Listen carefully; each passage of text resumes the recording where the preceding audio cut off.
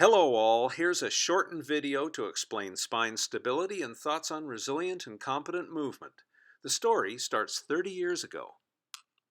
As a young professor, I was measuring the spine motions and loads in elite powerlifters. We were using video fluoroscopy, which is a real-time moving x-ray, while lifters were lifting competitive loads. This had never been done before. We calibrated the range of each spinal joint from full flexion through to full extension. Well, as some of you may know, we filmed an injury, and this was the first time it had ever been reported in the medical literature. It's easier to see in this cartoon. This is the curvature of the spine with the lifter standing upright. As he bends forward through the hips, he flexed the spine slightly, which you see here, and then lifting the load about 10 centimeters off the ground, he dropped it and said, "Oh, I've hurt my back," which was an awful thing to happen. However, we went back and looked at the fluoroscopy records, and just at the L2 and L3 joint, just at that joint, that angle, it went to full flexion and past its calibrated angle of 1/2 degree. The rest of the spine did not move. This was a buckling event creating a micro movement. So for the first time, 30 years ago, we saw that an unstable event or a buckling event could cause a back injury. And as we will see later, instability and micro movements causing pain at a joint are also the consequence of the result of injury. Well, now for some more foundational thoughts. When a muscle activates, it creates force. This is well known, but it also creates stiffness. Now, force creates movement, but the body uses stiffness to control movement. When we stand upright, for example, we're using primarily muscle stiffness to maintain the upright posture rather than absolute force. But the curious thing is that as a muscle activates from 0 to 100%, the force in the muscle increases. Now, it's not exactly linear, but it's pretty close. But stiffness is an asymptotic function that levels off somewhere below 50% of muscle activation. Well, this interaction is interesting because when the force and stiffness is low, the joint has the potential to experience unstable behavior, but not so much in the mid-range, but also at very high levels of activation and load, where a force can actually overpower the controlling stiffness and allow a micro movement and an incident of insufficient stiffness. Well, I'd like to show a video now with 3 foundational issues with stability. And the first one is the spine is the whole body actually is an articulated linkage, and the spine must create proximal stiffness to allow all distal athleticism. The second aspect is the spine is a flexible rod, which allows us to dance and move. However, it has to be stiffened with a muscular guy wire system to bear load. And thirdly, as we will see and have seen, the body needs to organize a certain amount of stiffness to engineer out the micro movements that can lead to injury. And now for the Welcome to Backfitpro HQ, and we're going to discuss why spine stability or core stability is absolutely essential and non-negotiable to enhance performance and injury resilience. And I will introduce 3 essential principles. The first one is that the spine is a flexible rod. It allows us to move and dance by being mobile. But if you take a mobile rod, a flexible rod, and ask it to bear load, it collapses. So the spine is this strange structure where it has to be stiffened to allow it to bear load and be stable. The more load applied, the more stability is required. And if I take away the stiffness and stability, you see the spine collapses very quickly. Well, what creates the stiffness and stability, of course, are all of the abdominal muscles, the ones that form the wall, quadratus lumborum, the extensors, and the fascia complex all around the spine. So every muscle is absolutely essential. But there's more to the story now, because the discs adapt to being very mobile, and they become mobile and flexible. But those don't allow very high load bearing before they start to delaminate, because they follow the laws of fabric science. They are not a ball and socket joint like the hip joints, for example, but layers of collagen fibers in a composite material like a fabric. So if you're going to adapt them to bear high loads, you will have to back off on the mobility and stretching aspect to avoid injury through overload. So you have to choose which way you're going to train and adapt it if you want maximum performance and injury resilience. And the evidence of this is seen in dancers, as we've measured in Middle Eastern belly dancers, for example, who have incredible mobility and motor control, moving their spine in very interesting ways, but not one of them had the strength to do a sit-up. And if they developed a lot of strength, we would see more stress on the collagen fibers in a delaminating manner. Conversely, the power lifters have very stiff collagen and the matrix between them holding all the collagen fibers together, but the price they pay is a loss of mobility to allow them to bear extremely high loads. Well, the next non-negotiable principle for why spine stability is absolutely essential is the concept of proximal stability to unleash distal mobility in this linkage of our body. So for example, if I was going to push a person using my pec major muscle, my bench press muscle, crossing my shoulder joint, when that muscle activates and shortens distally to the ball and socket joint, it flexes my arm to create the push. But on the proximal side, it bends my rib cage towards the joint. So if all I use is that bench press muscle to flex my arm, my whole body collapses as well. So it's not a very effective performance. However, if I lock down and stiffen the proximal side of the joint with core stability, then 100% of that muscle is now unleashing its power production to the distal side to create a very effective push. And exactly the same thing happens at the hips, for example.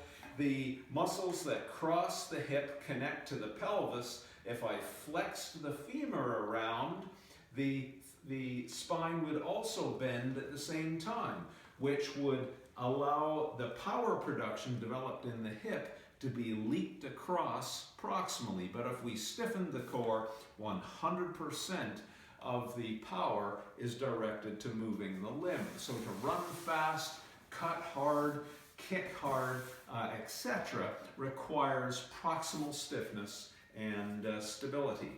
The third element has to do with micro movements at a joint.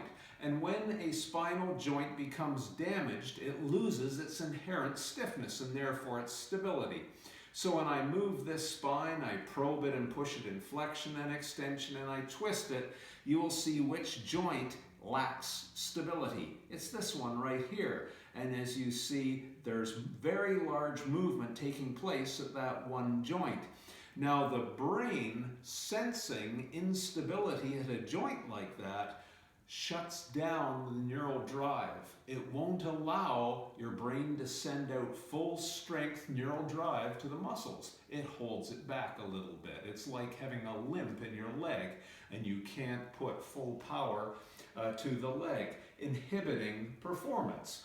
But it also inhibits injury resilience, because you'll see the motion now taking place and focusing on the facet joints, for example, of the lax joint. However, core stiffness and stability stiffens the whole spine and then allows the hips to move and produce the power across the hips rather than in the spine, making up for the loss of stability through damage. And over time, that joint will gristle up and regain its stiffness and stability. These notions are captured in our textbooks, but that summarizes 3 elements of core stability that makes it non-negotiable for everyone.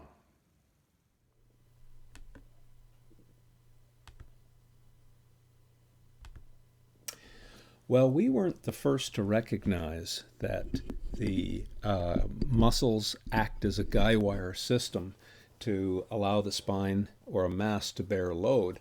In fact, Leonardo da Vinci in the 1500s used the analogy of the muscles on the spine acting as guy wires on the ship mast. We then tested this theory to see what the role of individual muscles were.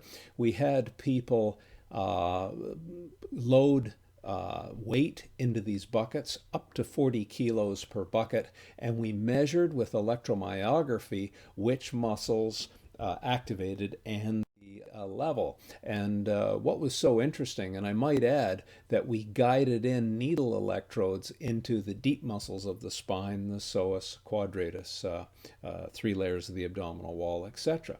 But interestingly, in this particular experiment, the muscle that the brain activated the most with each increment in load was quadratus lumborum, which, as you will see in many different tasks, is quite often a very prime stabilizer of the back. It certainly is not a muscle like transverse abdominis. When you measure the role of the muscles to allow the spine to bear load in a normal person with undamaged joints and normal disc height, the abdominal co-contraction was only 4 to 5% of maximum, even to hold 40 kilos in each hand, or a total of 80 extra kilos. But if they had a flattened disc or a disc bulge, sometimes a co-contraction up to 10% was required, but not much more. And certainly in other tasks where people are lifting maximal weight, we see the requirement for muscle co-contraction going up to about 100% activation. In this slide, I'm just showing 3 different exercises called spine stabilization exercises, and we're measuring the role of each muscle contributing to stability. And you will see that in every exercise, different muscles play a different role. So the trick to spine stability is to get the muscular response appropriate and tuned for that particular task. So in summary, the muscles and their activation level must be tuned to achieve sufficient stiffness, which is just enough but not too much, because too much stiffness creates a load penalty to the spine and a different problem.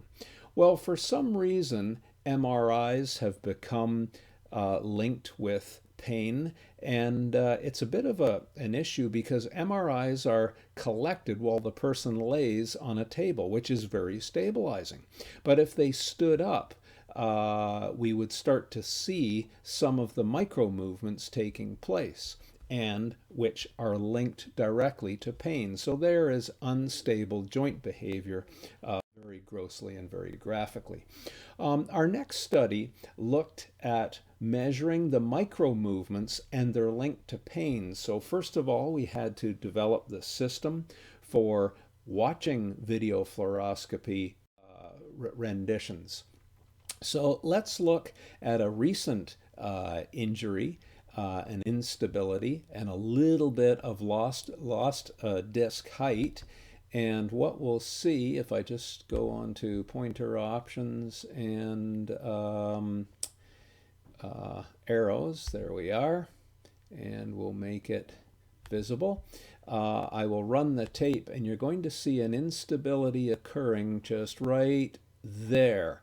and that's where the pain occurred in that cycle of movement in that particular person. So we can directly link now instability, instability, but to what we direct see are tissue spurs irritation around the and, joint. This is not the new, pain nor is this pulse joint or unstable movement any catch. longer. Well, it let's has since stabilized, it has gristled, but watch, the pain is now coming and the unstable behavior is occurring at the joint above, which now bears all of the movement responsibility. You'll see right about there the trap occur, and we can correlate that with pain and confirm that yes, that unstable behavior is linked to pain. Well, when we measure unstable behavior and the link to pain in the clinic, we'll start with the work of Stan Gertzbein, who is a surgeon, and he would measure through sequential static X-ray shots the center of rotation of every joint.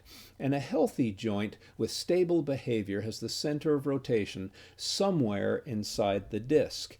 And yet, when a disc becomes unstable, we get shearing behavior, and we see the center of rotation leaving the disc in these various patterns, all of which are associated with pain. So now let's measure a live person externally. Our instrumentation is measuring muscle activation and the three-dimensional motion of the spine, and we ask them to simply move forward. As the spine is flexing, you'll see a little instability catch right there. Not at the end range of flexion, but halfway through. In fact, this occurred at 30 degrees. Well, when we take the derivative of that, or the instantaneous slope, and plot it as a function of flexion angle, we see there is the instability occurring every time as they move forward through 30 degrees and experience that shot of pain. Well, what's interesting is that we were able to show the person a stiffening muscle controlling pattern, and immediately the movement catch disappeared and the person was pain-free. This is after them seeing many different clinicians and their mechanism of pain going unrecognized. Now let's have the person move to the side. So we see they laterally bend, a very pure motion, but the instability occurring in the flexion axis, or the clunk right there. And when we plot that, you'll see there once again is the classic instability. And once again, we only worked with that person for 5 minutes, showing them an appropriate muscle controlling and stiffening strategy. A pattern where one day the pain is on their right side, the next day or a few hours later, or they move, the pain then shifts to their left foot and their big toe goes numb. That is much more characteristic of unstable behavior leading to pain. Then throughout the session, we're watching them move. Do they use spine hygiene? I might ask them to pick up their backpack, for example, and I'm really observing when they bend over, are they using the same controlling pattern as when they lift the weight? In other words, they might get hurt lowering objects but not raising them. But these are the things that we're noticing when we're really paying attention to that patient when we're going through the assessment. And then we go into the clinic and we create their pain with provocative testing. We perform intentionally provocative and destabilizing maneuvers to see if we can create their pain. And then immediately we tune their muscle stiffness to see if the pain goes away. If it goes away immediately, we will stay with our assessment that spine instability and joint instability is leading to their pain. So we then have been following my clinical textbook, Low Back Disorders, which is quite a heavy read, and it's only meant for clinicians. I did write a book called Back Mechanic, written for the lay public, but we use the guidelines in there then to coach the person out of pain, teaching them how to stabilize and how to move and accomplish the tasks of daily life. Then we move on to the formal triggering of their symptoms through instability tests. So the first one might be, for example, a prone instability test where the person relaxes on a testing table. This is a very poor setup because the spine has been broken into flexion, and that might be the pain trigger rather than instability. But we then probe each spinous process about a kilo or slightly less with a rattling technique that we teach in our courses. And we might find one segment that is particularly sensitive than all the others. By the way, we tested this with our colleagues at University of Pittsburgh Hospital System, and we found those with a positive sign here are most likely to do well with very specific stabilization exercises.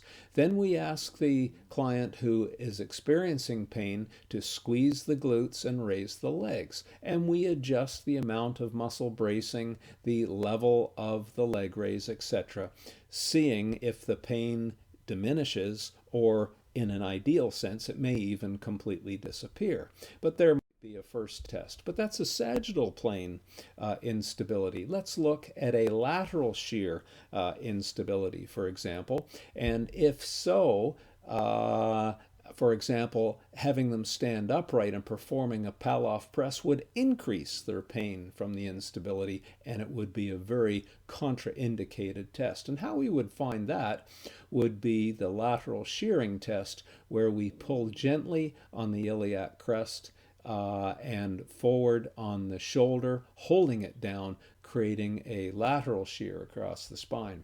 If we create pain, we then ask them to brace the abdominal wall to different levels and repeat. And if the pain disappears or goes away, once again, we've proven that a stiffening, appropriately tuned strategy takes their pain away. Well, the next question is, does strategic stiffening enhance performance? We tested this in several different studies. We would measure passive stiffness of the spine and an active stiffness as well through quick release experiments. And then we would allow the subjects in the study to do various stabilizing moves. So these are 10-second isometric holds of things like bird dogs and side planks and front plank. And we would measure a residual stiffness that would last for about 20 minutes and increase their pain control, for example. Then the question was, would a 6-week training program give them any resilience? Interestingly enough, not only did it increase their pain resilience, but it also increased their performance. In this particular study, we looked at a group of Muay Thai fighters, and following that proximal stabilization program, it increased the speed of their distal athleticism, being the speed of a hand strike and the force delivered by the foot or the fist during a kick. We've also measured in world-class lifters, for example, that training a big three style of stabilization exercise gives them more proximal stiffness to unleash more distal athleticism. It was so interesting to watch the World's Strongest Man competition this year, where the competitors squatted, I believe it was 750 pounds, over and over and over again, and they would fail somewhere around 12 to about 15 repetitions. Look at the YouTube clip at the repetition before the failure, and you will see the instability occurring in their core. Their hips shift a little bit. And what happens there is the brain then shuts down the neural drive. If it detects instability, it won't send full neural drive to the muscles. The antidote to that would be unilateral carries, for example. Here's a strong woman and a strong man doing various types of training to address that failure or loss of proximal stiffness in these strength maneuvers. Well, we then published a study in Spine proving that when you can tune the um, amount of stability to the individual, it takes their pain away immediately. And I'm just showing here four case studies. And why only four? Well, it takes days and days to measure and quantify stability, measuring the muscle response, etc. But this was proof that you can get immediate pain relief from unstable joints. So what is a stabilization exercise? Well, a stabilization exercise is anything where you can guarantee sufficient stability, but at least you're doing it in a spine conserving manner. You're creating reasonable muscle activation levels, and you do the programming on an endurance training regimen rather than a strength training regimen. This is to allow the people to be able to repeat the patterns and not get tired, because so many fall into unstable behavior only when they get fatigued. We then measured over the last 30 years different exercises to challenge the back muscles, the front muscles, the side muscles of the torso to find out what is superior as a stabilization exercise. And when we compare things like the Roman chair extension and the Superman, it was the bird dog that kept surfacing, bubbling up to the top as the superior exercise for achieving sufficient stability. So when we look at a sample program, I can't give you what a good stabilization program would be in a generic sense, because every single individual gets a different program tuned to their injury history, their current fitness, their goals, their pain sensitivity, etc. But I'm going to start by asking this question. There are three lateral torque challenges or exercises, but are they the same? And the answer is no, they're not. This is a 3-point bend, and there's no shear load through the spine. It's very difficult to create an instability in the spine. And yet, some people think, well, the next exercise in the progression would be a standing Pallof press. But I'm just proving that that actually induces shear in the spine, would very much trigger an unstable behavior. Instead of graduating or progressing from a side plank to a Pallof, they'd be much wiser to go from a side plank over to a unilateral carry to avoid the triggering shear load. So the next element would be to deal with neurogenic facilitation and inhibition. We were one of the first to quantify that hip pain, as it relates to back pain, causes, not in everybody, but in some people, a neurogenic facilitation of the psoas muscle and a neurogenic inhibition of the gluteal muscle. So there might be an example. If we detected that residual change in a person's neurology, we might adopt a very specific psoas kind of a stretch to unleash the hips because of their hip pain and their back pain. Then we have to create proximal stiffness with what are known as the big three, the curl up, the bird dog, and the side bridge. Notice that these are performed every day, not 3 times a week as some trials have tried. So the curl up is just a hover of the head and shoulders off the ground. It is not a full curl up as we're seeing here. Here is a very strong athlete who has tremendous muscle bulk in the shoulders. It's very difficult for him to put his hands under his low back and support the back for back resilience because of the shoulder stress. This would give him shoulder pain. So instead, we take the hands out, place them on the rib cage, and support the low back with a folded towel. So there would be an adaptation to enhance the tolerance and the effectiveness of that particular exercise. When doing the bird dog, we want appropriate stiffness, controlling stiffness proximally, and not allow too much movement, which reduces the amount of stiffness. And then we might adapt the exercise. Say someone had hip replacement or knee replacement and they couldn't get down to the floor. We would then do a standing variation of the bird dog, but we wouldn't allow poor form to take place and cause unnecessary stress on the back. Excuse me. The side bridge, let's say a person has damaged their rotator cuff of their shoulder and they can't do a formal side bridge. We might start them off with just a double leg hover, which isn't as good because it doesn't activate latissimus dorsi, which is so important. But we might have to start there.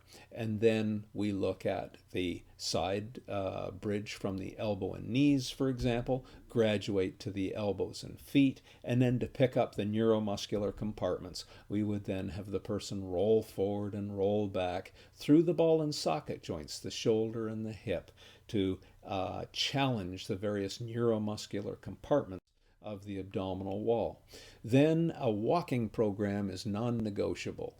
We then look at we might have the person stand and just do knee circles, liberating the knee and the hip without much torso movement, and then convert their pained posture to a pain-free posture and a stress-free posture with a very stacked spine, swinging the arms about the shoulders, and we've proven this many times. This is a therapeutic exercise that relieves pain, but walking left with this posture continues to be an exercise that reduces pain. Well, we then go into various progressions of pushes and pulls and lifts and loads and carries using TRX straps, which once again is a 3-point bend. There's no shear load or ability to create unstable behavior with a pull performed in that manner. So to summarize, we would then find the pain-free position, the position of respite, and coach the person. They have always a safe place to go. We show them how they can move without triggering their particular pain triggers. We then show them how to create proximal stability for them, then appropriate mobility. In this example, it's an example of a drill for thoracic extension to de-stress the low back, and then move them into building a foundation for pain-free movement with various carries and lifts and lowers and squats and etc. Now the person is out of pain, they've been truly clinically stabilized, and they're ready to performance train. And I've summarized the science of that in my textbooks, Ultimate Back Fitness and Performance and Gift of Injury. And we have all kinds of examples from many, many Olympic sports and many professional sports where we've taken people who have highly unstable backs. In fact, they had no athleticism left at all, back to the world championship. We've done that enough times to prove its effectiveness. So in summary, injury and pain can result from a loss of stiffness, and loss of stiffness can cause pain. But when you can assess the specific mechanism and confirm the effective intervention, you can remove their pain very, very quickly. I summarize these thoughts in my clinical textbook, Low Back Disorders, and my book written for the lay public, Back Mechanic, which is now written in Spanish, Mecánico de la Espalda. These are available through Backfitpro and our various distributors through South America.